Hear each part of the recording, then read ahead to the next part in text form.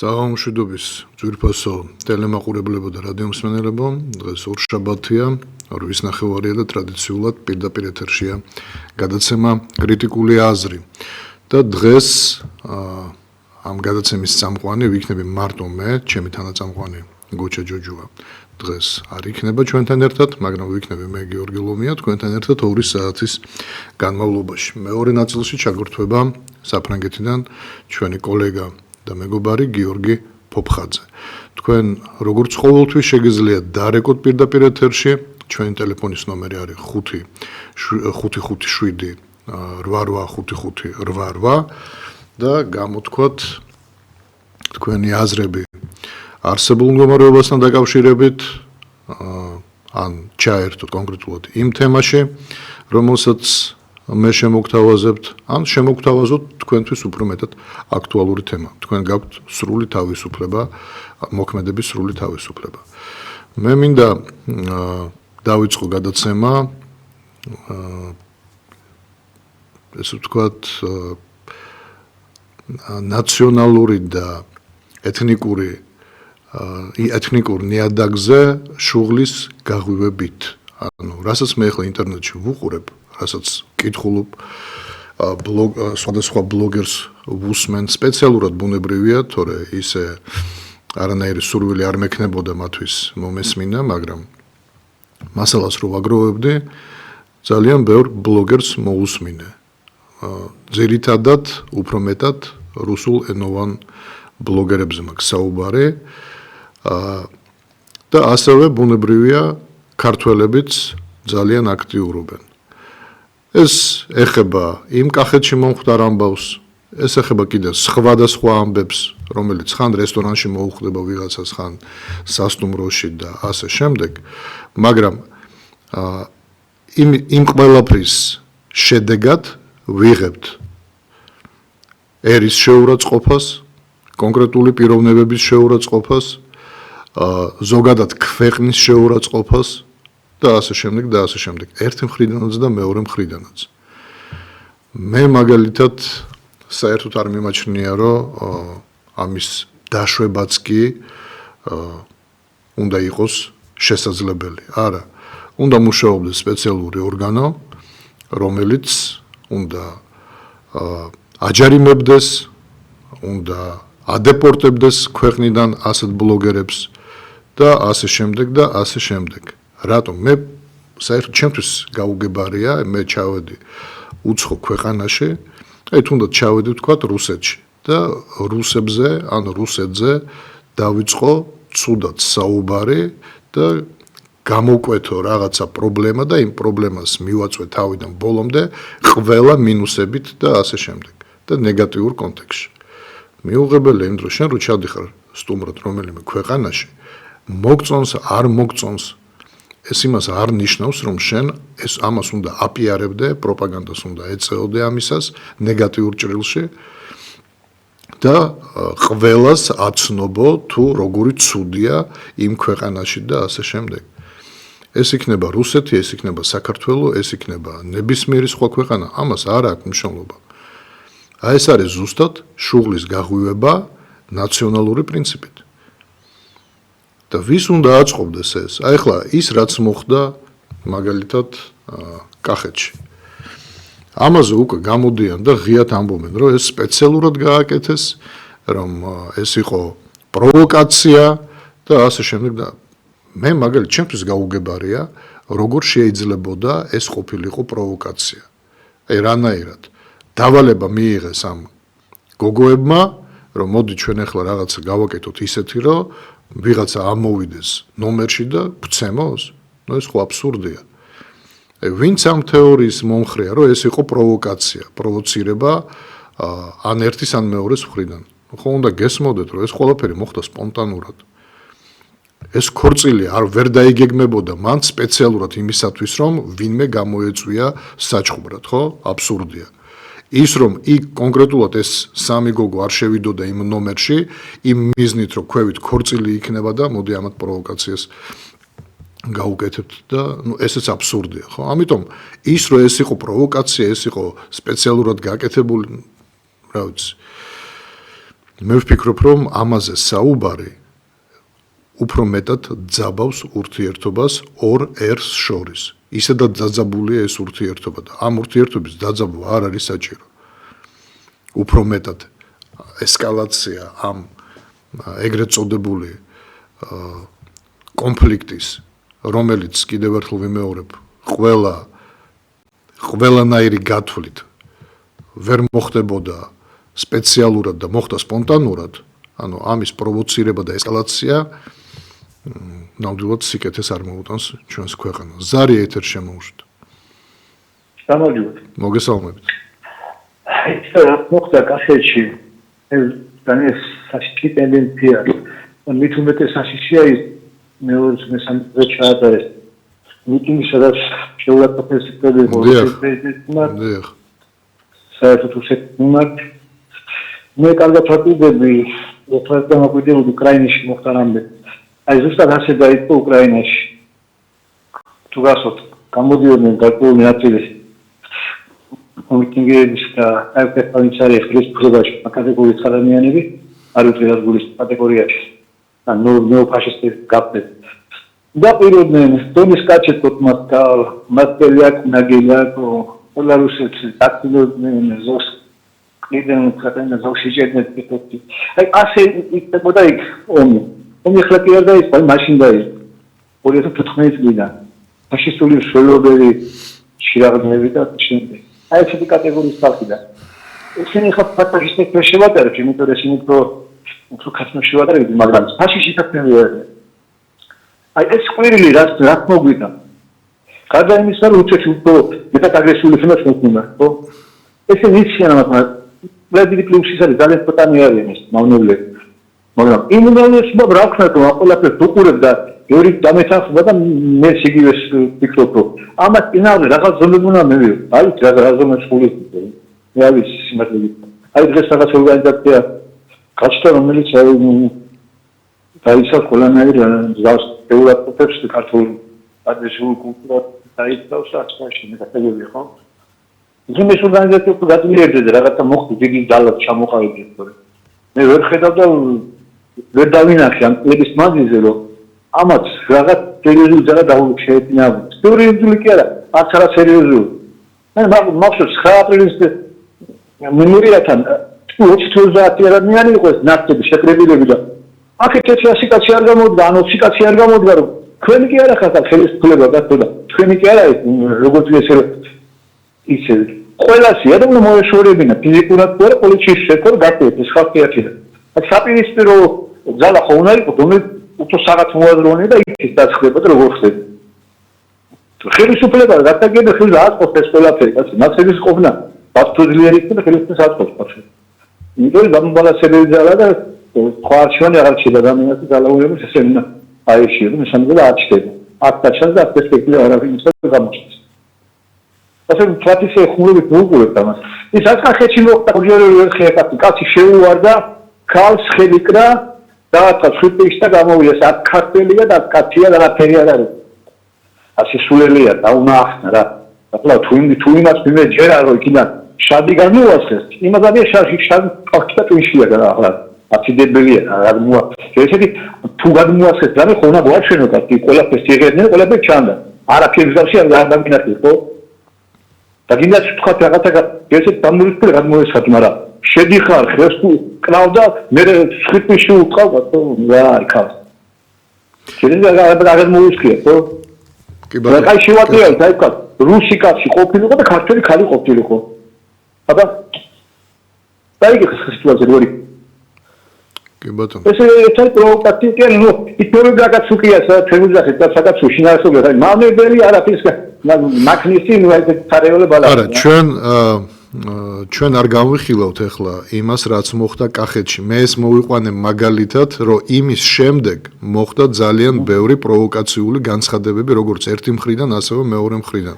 არა, ორბანაკად გაიყო. რუსეთიდან ჩამოსული რაღაცა პროვოკაცია. ეს მაგალითი მე არ ვიცი, მაგრამ მომიყვანეთ რაღაცა იმას. ძალიან ბევრი, ბლოგერები წერენ რა, რომ ქართველები აქ უციგნური ხალხია, ძალიან ბნელი ხალხია. და ასე შემდეგ. ძალიან ბევრი ბლოგი, ბევრი არ არის ეგეთი ბლოგერი, მაგრამ არიან, რომლებიც აშავებენ ქართველობას და საქართველოს. შეიძლება აღებული ნაციონალურები რო უყუროთ, არა, რუსეთში ბევრი არის, რომელიც ომი დაიწყო თუ არა გამოიგრძნენ. და ეს დახატული ოსტაპურებიან ბიჭები. უკრაინის ბევრი არის, ჩვენთანაც ბევრი არის.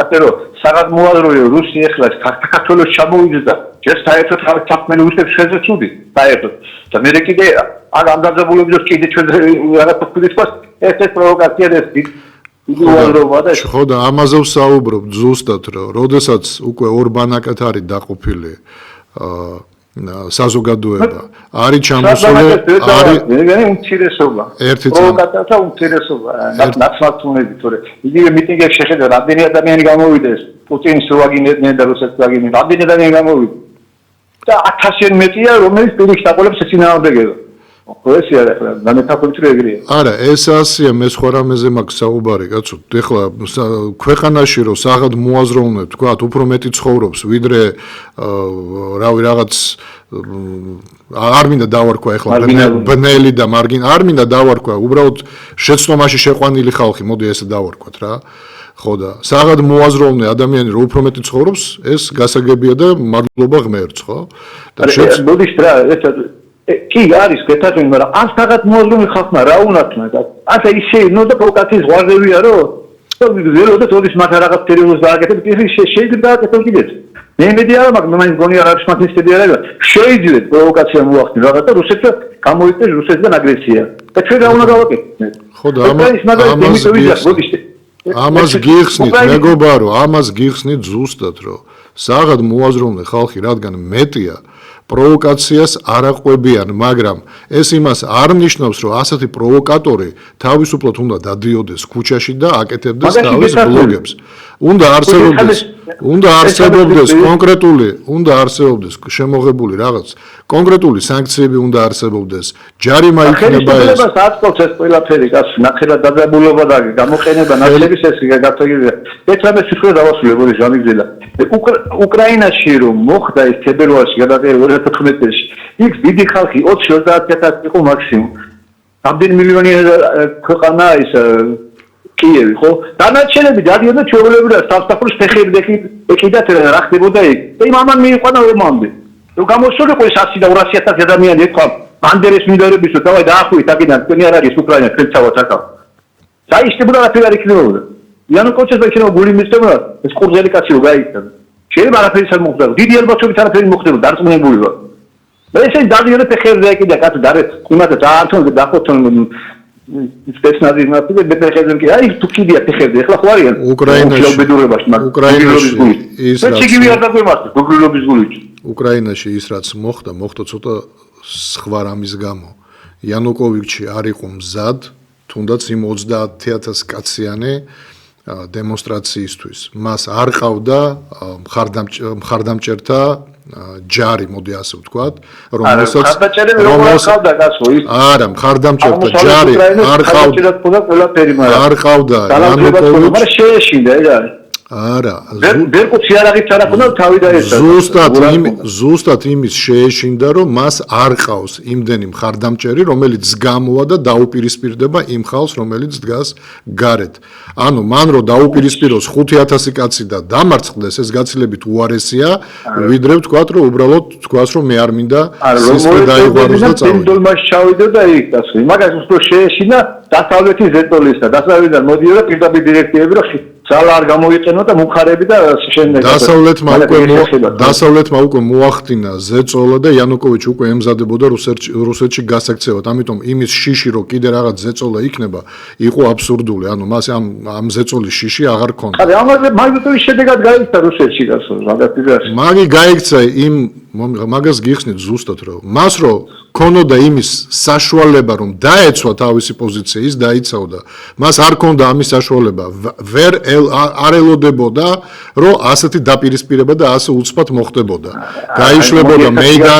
გაიშლებოდა მეიდანი შეიარაღდებოდა ხალხი თქვენ ეცაში გახსენებთ თუ გახსოვთ ბოლო დღეს გადატრიალების ბოლო დღეს შეთანხმებას მიაღწიეს ოპოზიციასთან თავდებში ჩაუდგა ხელისმომწერი პოლონეთის საგარეო მინისტრი საფრანგეთის და გერმანიის საგარეო საქმეთა მინისტრი ეხლა პრეზიდენტი როა აღამახსოვრ საგვარი ხელი მოაწერეს რომ შეთანხმება რაც ჩვენ მინიშნებოდა ეს გადადგებოდა მაგრამ დასავლეთს არ უნდა ეს კაც დასავლეთს უნდა ძალით მოყვანა თავისი ნახევრად ფაშისტური ძალების მოყვანა კაცო ის რაშიათა და წესდიგი და არჩევნები იქ აი დასავლეთს მოწყობილი იყო და იანუკოვიჩი ამ ხელი რომ მოაწერა მე უკვე აიღეს და უკვე დაიშალა ყველაფერი ამას არც უფიქრია თავდაცვისა და თათინაღმდენ მიტინგები და არა აი და შეშინებული იყო ხო და ამას გეუბნები ჩავიდე და 100,000 კაცი ჩავიდე და დოლბასიდან ამას არ ჩავიდო და არა არ იყო მზად როგორ ჩავიდე და უკვე ხალხი ხდებოდა მიტინგებიც იწყებოდა უკვე რომ ფაშისტები მოდიოდნენ უაზრო საუბარი ხდება ნუ ამ აზრზე ხარ დარჩით ამ აზრზე მე ჩემ აზრზე ვრჩები კი ბატონო მადლობა ზარისთვის არ მინდა ეთერში ახლა იმაზე საუბარი რომ შეეძლო თუ არ შეეძლო ნუ ახლა თქვენც ხო უნდა გესმოდეთ რომ მის უკან იდგა რუსეთი ფაქტურად ყველა ეძახის მას პრორუსულ პრეზიდენტს და თქვენ ახლა როგორ ფიქრობთ რომ მას ჰქონდა იმის საშუალება რომ 100,000 200,000 300,000 დონბასიდან დონეცკიდან ჩამოეყვანა და რუსეთი მით უმეტეს იმ მომენტში მეტნაკლებად აკონტროლებდა იქ ხალხს და მან არ ჩამოიყვანა შეეშინდა რისი შეეშინდა კიდევ ერთხელ ვამბობ როცა თქვენ უკვე გადაწყვეტილი გაქვთ გაქცევა და იცით სადაც უნდა გაიქცეთ და მოლაპარაკებულები ხართ და ასე შემდეგ უკვე რისი უნდა გეშინოდეს გამოგივა არ გამოგივა გაიქცევი რა როგორც გაიქცა რისი უნდა გეშინოდეს ამიტომ ვამბობ რა რომ ეს პოზიცია რომ მას შეეშინდა და თავიდანვე ეშინოდა ზეწოლის დასავლეთიდან რა ზეწოლა უნდა ყოფილიყო დასავლეთიდან როცა ეგ ზეწოლა ისედაც იყო თუ მას ზეწოლის ეშინოდა ესე იგი ვერ უპირისპირდებოდა ამ ზეწოლას და თუ ქონდა იმის საშუალება რომ დაპირისპირდებოდა იმიტომ რომ სხვა ძალა ედგა მასაც პრინციპში მაგრამ კიდევ ახლა ვამბობ რა ნუ ჩვენ სხვანაირად ვხედავთ სხვანაირი ინფორმაციაც გვაქვს პრინციპში თქვენც მეც და ასე შემდეგ ნუ კიდევ ახლა ვამბობ თქვენ აზრზე რჩებით მე ჩემ აზრზე დავრჩებით რაც შეეხება ჩვენს თემას ეს არის კიდევ ახლა ვამბობ შუღლის გაღვივება ამ შემთხვევაში ორ ერს შორის ანუ ქართველებს და რუსებს შორის რაც სიკეთეს ქვეყანას არ მოუტანს ამიტომ ხელისუფლებას ვეუბნები რომ თქვენ უნდა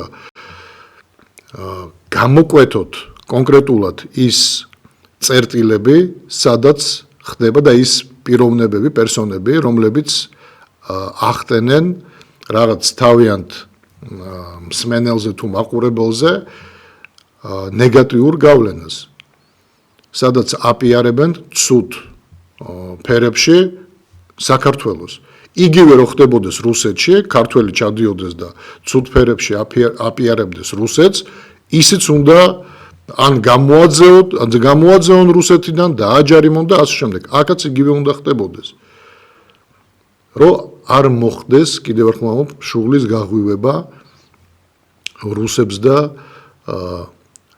ქართველებს შორის ეს არის ძალიან ცუდი რამე სიკეთეს ქვეყანას ნამდვილად არ მოუტანს ზარია შემოუშვით საღამომშვიდობის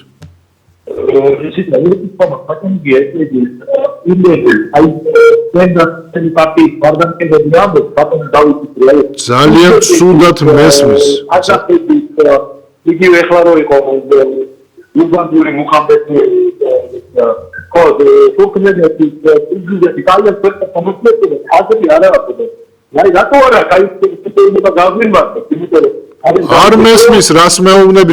არ მესმის რას მეუბნებით რაღაც პრეზიდენტი გავიგე იყო და განმარტო პრეზიდენტი აი ეხლა ის ბატონია ისმის ნუ ეხლა ის სიტყვა მესმის როცა ამბობთ ის ხო და ანუ თქვენ რო ამბობთ რომ უზბეკეთთან ინდიასთან და ყაზახეთთან ურთიერთობაც არაა ადრე რა ვიცი აი ხო იყო ჩამოსული უზბეკეთის პრეზიდენტი და დაჟღერდა რომ მათი თოთალოვანი ალი ფოკომბაის ძეგლი უნდა დაიდგა და შემდეგი ინგლისის რუსთაველი ფოქტოგულ საფილღამების ძეგლი დაიდგა და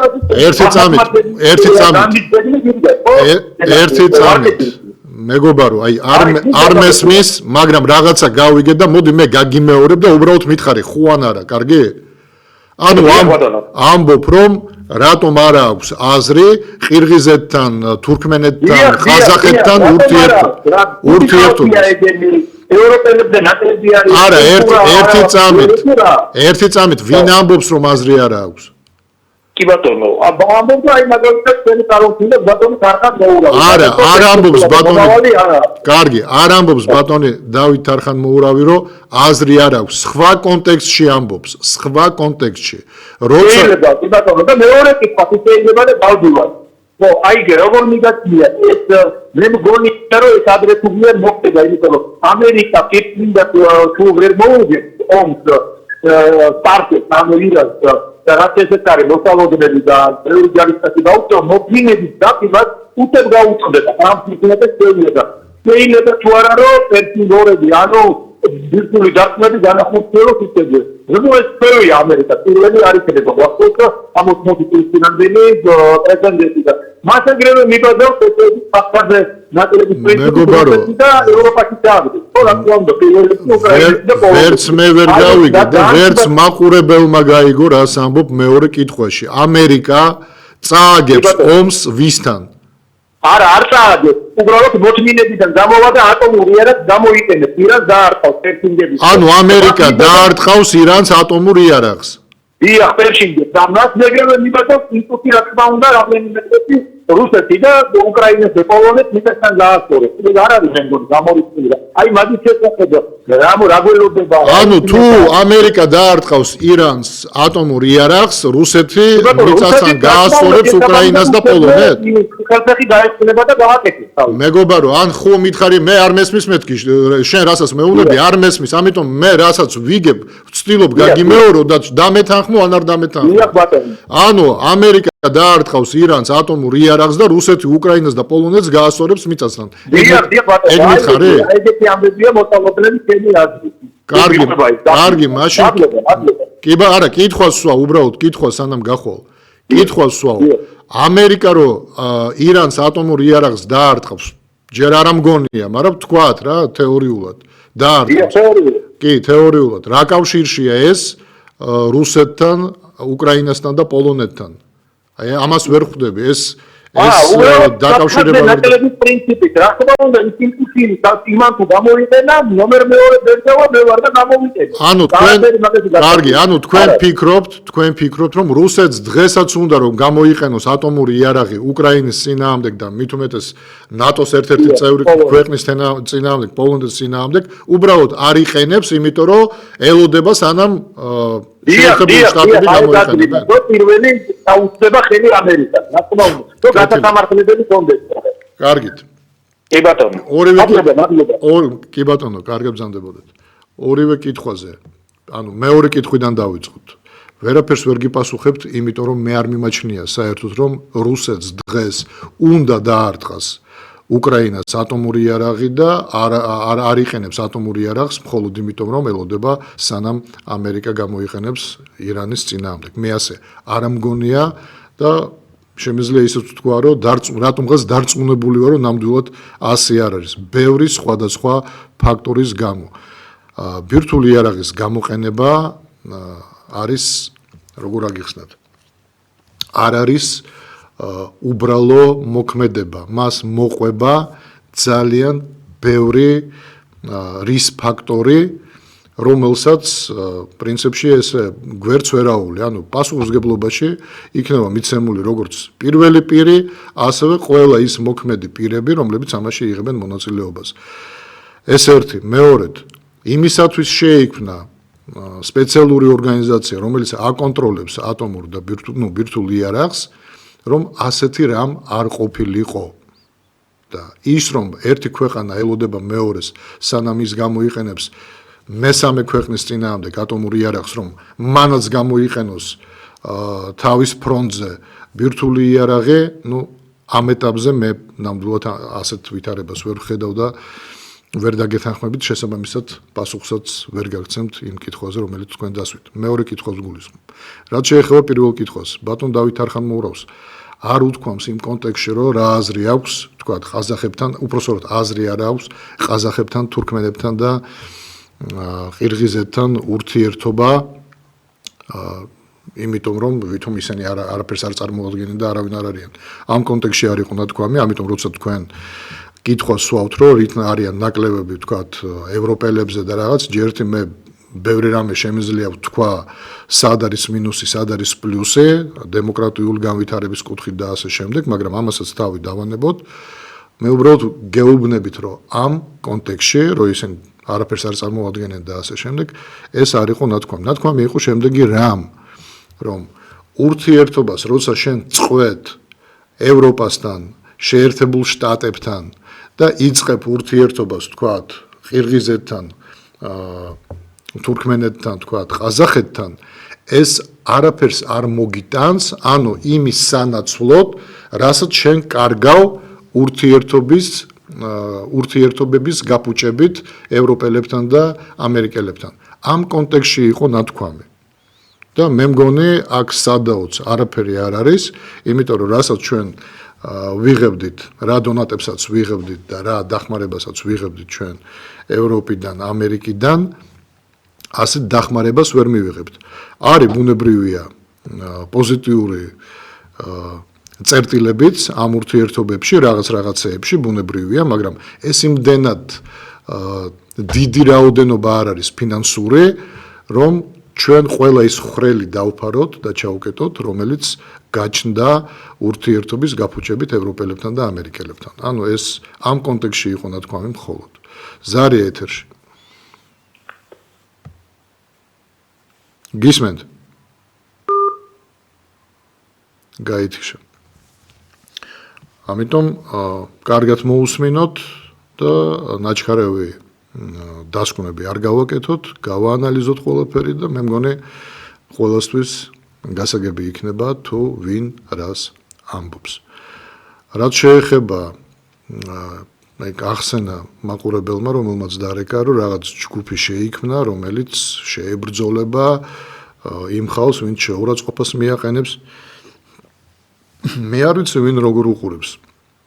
ეხლა ახალგაზრდობაში, ჩემ ახალგაზრდობაში ჩვენს ვქმნით რაღაც ჯგუფებს, რაღაცა გვამოძრავებდა, ბუნებრივია პატრიოტიზმი და გვინდოდა რაღაც შეგვექმნა, რაღაცეები არ გვესმოდა, რაღაცეებს სწავლობდით, მაგრამ ის რომ აი ზუსტად ძალით შენ ვერ შეაგნებინებ ვერავის, რომ ის არ არის თქვათ მართალი, ან რომ ის არ იქცევა სწორად, ეს არის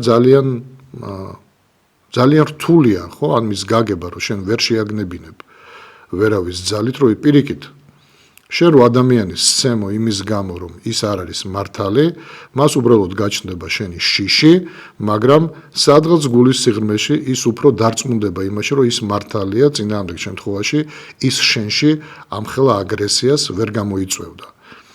აი ზოგი არა, უმრავლესობა ზუსტად ასე იფიქრებს. ამიტომ რამდენად გვჭირდება ჩვენ კიდევ მორიგი ძალადობები ისეთ ქვეყანაში, სადაც ამ ძალადობას ყოველდღე ვუყურებთ, მე არ ვიცი ხო, რამდენად გამოადგება ის ისევ ჩვენს ქვეყანას და ჩვენს ხალხს. აი მაგალითად ის კომიკოსი რო სცემეს, ონისე დამავიწყო მაგის გვარი და არც არის საჭირო რომ მახსოვდეს. ბევრმა თქვა, მე არ მიყურებია და არ მინახავს რას ამბობს, როგორ ამბობს, მაგრამ ბევრი ჩემი მეგობარი ამბობს, რომ ძალიან ცუდად ხუმრობს. აი ძალიან ცუდად ხუმრობს და ხუმრობს ისეთ რამეზე, რაზედაც სახუმარო ნამდვილად არ არის, თქვათ, სიკვდილზე ხუმრობს, ანუ სიკვდილზე არა ზოგადად, არამედ ადამიანი რო გარდაიცვალა იმ ადამიანზე, მკვდარ ადამიანზე, ინვალიდებზე ხუმრობს და ასე შემდეგ. ანუ ეს არის ისეთი ხუმრობები, რომელიც აღიზიანებს, აი ნორმალურ ადამიანს აღიზიანებს. მე არ ვიცი რამდენად უნდა იყო არანორმალური, რომ ასეთ ხუმრობას თქვა ტაში დაუკრა. არ ვიცი, ეხლა როგორ შეიძლება მე ვთქვა, რომ ადამიანი ნორმალურია, რომელიც ასეთ იუმორს ტაშს უკრავს. მე მაგას ვერ ვიტყვი. მაგრამ ის ადამიანი, რომელიც ტაშს უკრავს, თulis რომ ნორმალურია და თulis რომ იუმორი ყველაფრის მიმართ არის შესაძლებელი. რაც ჩემთვის და მე მგონი თქვენთვისაც ყოველად მიუღებელია. ეხლა ვიღაცა გამოჩნდა და ფიზიკურად გაუსწორდა ამ კომიკოს. და და ის ლიბერალური სამყარო დადგა ფეხზე, რომ ასეთი რამე მოხდა და ასე შემდეგ. კი ბატონო, ძალადობა მოხდა. ჩვენ ვემიჯნებით ძალადობას და არ გვინდა, რომ ამ ძალადობაში თანამონაწილეები ვიყოთ, როდესაც თქვათ ამ ძალადობას წავახალისებთ. არა, ნამდვილად არა. მაგრამ ისმის კითხვა, ვინ უნდა არეგულირებდეს ამ ყველაფერს? ანუ ის რომ არსებობს ერთი მხარე და ასეთი ცოტა, მე მინდა მჯეროდეს, რომ ცოტა ასეთი ადამიანები, რომელსაც მოსწონს, თქვათ, ინვალიდებზე ხუმრობა მოსწონს, იქ მკვდარ ადამიანებზე ხუმრობა მოსწონს და ასე შემდეგ. ასეთი ადამიანები კიდევ ერთხელ ვამბობ ცოტაა, მაგრამ არსებობენ, ხო? და არსებობს საზოგადოების დიდი ნაწილი, რომელსაც არამხოლოდ არ მოსწონს, არამედ აღიზიანებს ასეთი იუმორი. ვინ დაიცავს ამ მეორე ნაწილს? უმრავლესობას ვინ დაიცავს? ეხლა ვიღაცამ შეიძლება თქვას, რომ ნუ მოусმენ და ნუ უყურებ.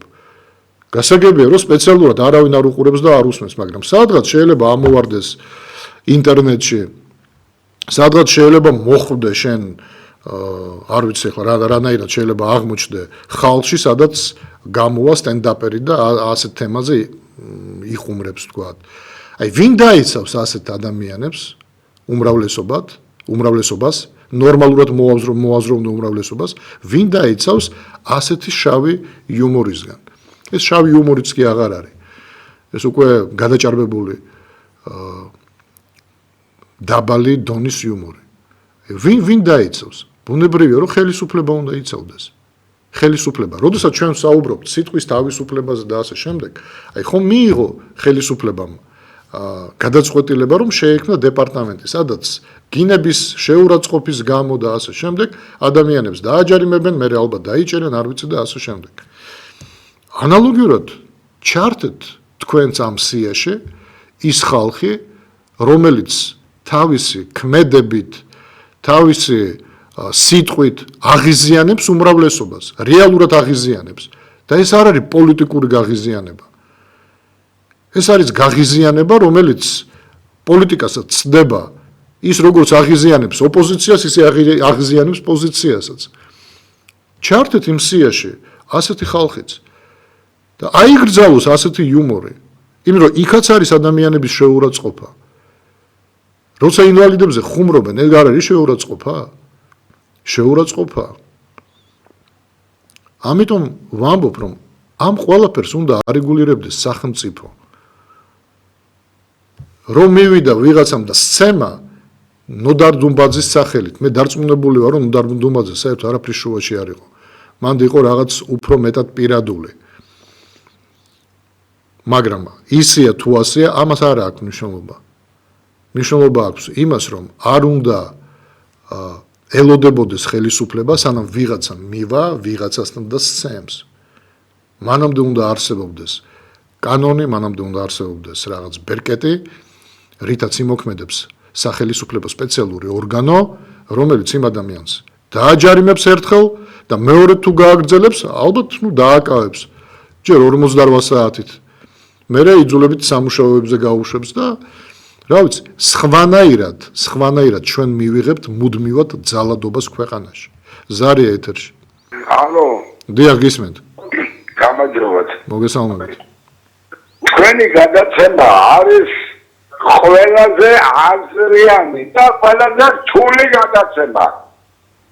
თქვენ გონიათ ვის გირეკავთ, რომ აძლევი ყველაზე რთული გადაცემა არის თქვენი. აი ეს გოიმები რომ რეკავენ, გოიმები და აზრი არ არის რა ხდება ქვეყანაზე. აი იმას რა პასუხი უნდა გასცეთ თქვენ. ცოტა დაფიქრდეს ხალხი, დაფიქრდეს რა შეუძლია იქ გამოყოს თავი კაცო. თქვენი რთული გადაცემა არ არსებობს მაგ ტელევიზიაში. გაიხარეთ, მადლობა ზარისთვის, თუმცა გადაცემის თავშივე ვამბობთ, რომ ყველა ადამიანს აქვს უფლება დარეკოს, გამოთქვას თავიანთი აზრები, იმიტომ რომ ადამიანს მიაჩნია, რომ ზოგიერთ ადამიანს მიაჩნია, რომ მან იცის იმაზე მეტი ვიდრე იცის სხვამ და ამას ახმოვანებს. არიან ადამიანები, რომლებიც ფიქრობენ, რომ პირიქით არ ესმით ბევრი რამ და უნდა ისწავლონ და სხვას კითხონ. ეს ჩვეულებრივი ამბავია ხალხში, ამიტომ ადამიანები რო რეკავენ და რაღაცას ამბობენ, შეიძლება მსმენელს არ მოსწონდეს, ან ფიქრობდეს, რომ ასეთი რამე არ უნდა ეთქვათ, მაგრამ რადგან ამის უფლებას ვაძლევთ, ადამიანები ამ უფლებებით სარგებლობენ და მე მადლობას გიხდით ზარისთვის და ჩართვისთვის. ზარი ეთერში. ალო. დიახ, გისმენთ ქალბატონო. გამარჯობა. მოგესალმებით. არასწორად შეხვდით ანაჭა და სასიკადულო მტერნად გავყავდეთ. და რომელიმე იუმორი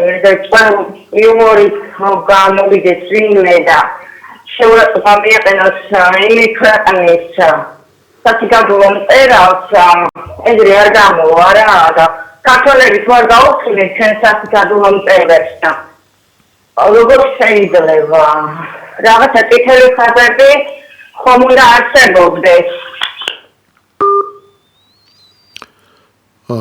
ქალბატონო, მე უბრალოდ როცა გავაანალიზე მომხვდარი, იმიტომ თქვი, რომ ვეჭვობ, სერიოზული ეჭვი მაქვს, რომ ეს არ იყო ნოდარ დუმბაძის გამო მომხვდარი, იმიტომ რომ ახალგაზრდები არიან, რომლებსაც შეიძლება არც წაკითხული არ აქვთ არც ერთი ნოველა ნოდარ დუმბაძის, არც ნიანგში რო იყო და არც ზოგადად მისი ნაწარმოები, მაგრამ ახალგაზრდა ხალხია.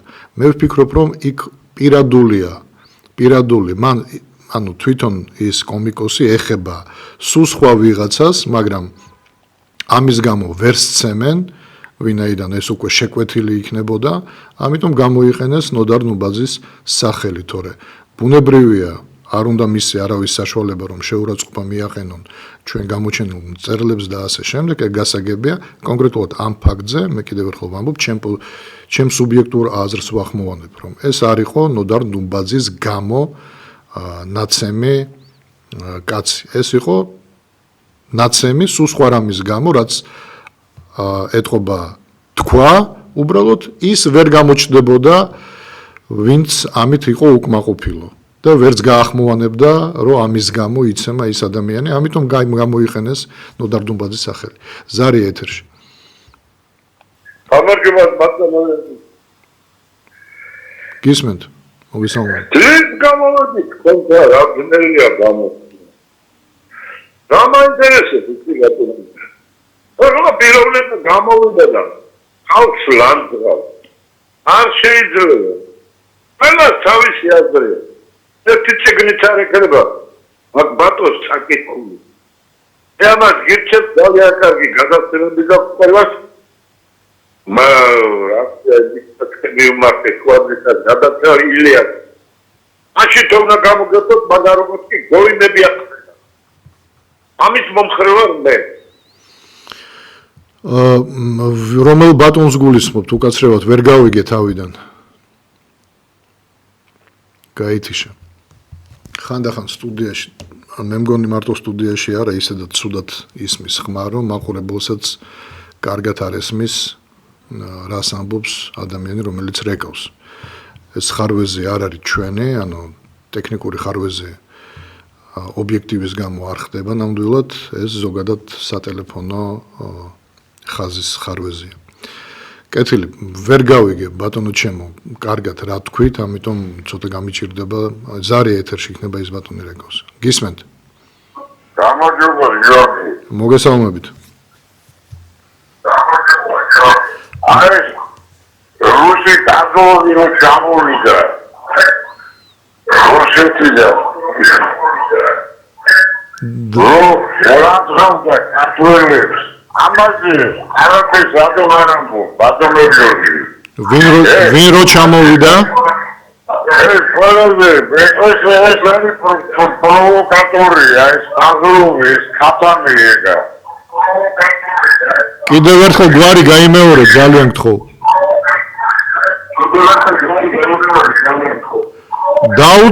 დაუწიეთ მიმღებს, დაუწიეთ, არ ისმის თქვენი ხმა.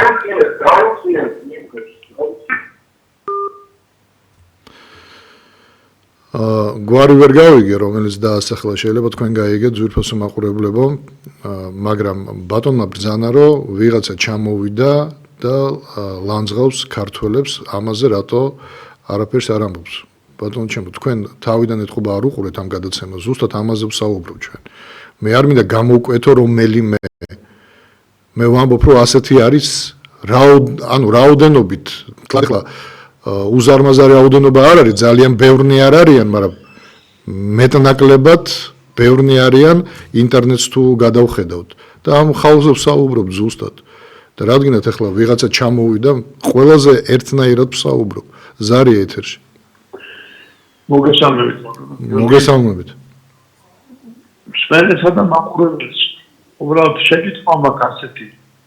ალბათ ძალიან ბევრი არ დაფიქრებულსაც თუ რატომ აქვს პირდაპირი ეთერი ობიექტივში.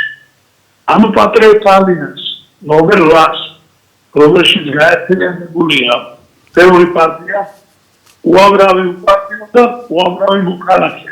მე ამას ხაიზე არ ვაპარაკო. მე ამაში ვაყავ დაწუნებული. კიდე ქართულოცნებას, კიდე ნაციებს, კიდე სხვა პარტიებს, საიდანაც თუ ფინანსდებიან. უამრავი ხანხაა, რატო არის იქნება პირდაპირ ეთერში? იმიტომ რომ საქმელი არაფერი აქვს. ნებისმიერი მოქალაქე შევა დაუწევ შეკითხვას და დააღებენ პირს 10 და 10. აქედან გამომდინარე, თხოვნა მივწერთ, რომ ნომერი 8 რას წარმოადგენს ერისა და ბერისთვის, ჩვენი ქვეყნისთვის. გაეცარით პროგრამას ჩემო კარგო ხალხო, უყურეთ სისტემატიურად, იკამათეთ, სიტყვა რაღაცას კითხვა დაგებადებო, თამაში პირდაპირ ეთერში, არავინ არ გამოგიტავს, მე რეკლამას კი არ ვკეთებ. შეხედეთ, უყურეთ ნებისმიერ გადაცემას პირდაპირ ეთერში, ობიექტივში. და დაწუნდებით იმაში, რასაც მეგლა გელაპარაკეთ. და მეორე საკითხი, ძალიან მოდის მოიხდი, ბატონო გეორგი, თქვენ ეს ნებათეთ ნახევარწუთში. გააგრძელეთ. როგორც ეკრანი, ბატონმა ილიამ გვითხრა გასაგებად, რომ უჭირს რომ ობიექტი შევინახო.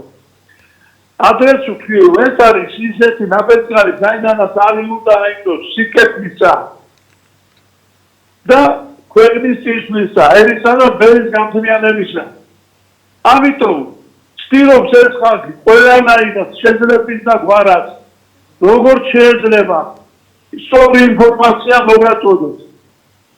გითხრათ სიმართლეს გაიგონოთ მხოლოდ ამ არხზე, პირდაპირ ეთერში.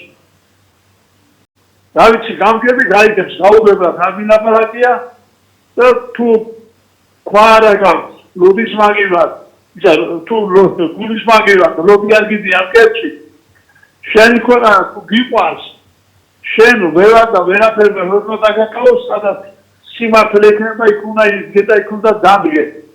ერთობა არის დიდი ძალა, რასაც სამწუხაროდ კიდევ ვერ ხდება ჩვენი ხალხი. აქ ვერ ვთქვი, რომ ერთი ლარი ვერ ჩაგერიცხია ზოგიერთმა, როცა შეიძლება გადაყარო და რა ვიცი, ბაგაჟით გატყუებე და სირცხვილია უბრალოდ უნდა დაფიძეს. დამიფაროს ღმერთმა კაცო, მე რა შემეძლება ვივეხმარები და ბევრი ჩემზე მეც გაიგებს, ხო?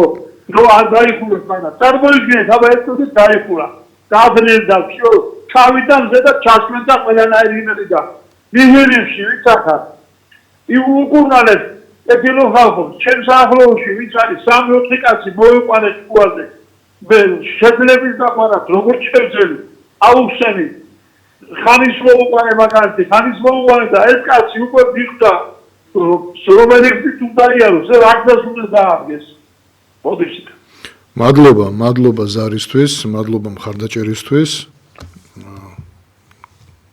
უმრავლოს ქვეყანას თქვენნაირი, უფალმა უმრავლოს ქვეყანას თქვენნაირი ერთგული პატრიოტი ხალხი. კეთილი, გავაგრძელოთ ჩვენი გადაცემა, თანაც ამ გადაცემის დროც უკვე თითქმის დასასრულს მიუახლოვდა პირველი ნაწილის, მეორე ნაწილში გავაგრძელებ ჩვენს მეგობართან საფრანგეთიდან, გიორგი ფოფხაძესთან ერთად, მაგრამ აი პირველი ნაწილი დავასრულოთ ისე რომ გავიგოთ, რომ არ ვამახვილებთ ყურადღებას არც ერთ კონკრეტულ პერსონაზე. ეს პასუხი იმ ადამიანს, რომელმაც რაღაც გვარი დაასახელა, ვერს გავიგე, რატო ამაზე არ ვსაუბრობ. ჩვენ ვსაუბრობთ ყველაზე. კონკრეტულად გამოკვეთილ პერსონებზე ნამდვილად არ ვაკეთებთ აქცენტს, რატო? იმიტომ რომ აქვს რამე მნიშვნელობა, თქვათ, ვიღაცა პოპოვი იქნება, ივანოვი თუ რაღაც სხვა გვარის და ისეთი ადამიანები, რომ ვის გვარებსაც ვერ დავასახელებთ, იგივეს რო აკეთებდნენ, რა ამაზე არ უნდა ვისაუბროთ, რატო უნდა გავამახვილოთ ვიღაცაზე ყურადღება. როცა ვამბობთ, რომ არსებობს პრობლემა, რომელიც უნდა გადაწყდეს, ოღონდ გადაწყდეს არა ძალადობრივი გზით, ვიღაც მოქალაქის მხრიდან, რომელიც მერე ციხეში წავა ან გირაოთი გამოუშვებენ, მაგრამ ფულს გადაიხდის და მერე შეიძლება მაინც ციხეში გაუშვან. რატო უნდა შეექმნას პრობლემა მოქალაქეებს?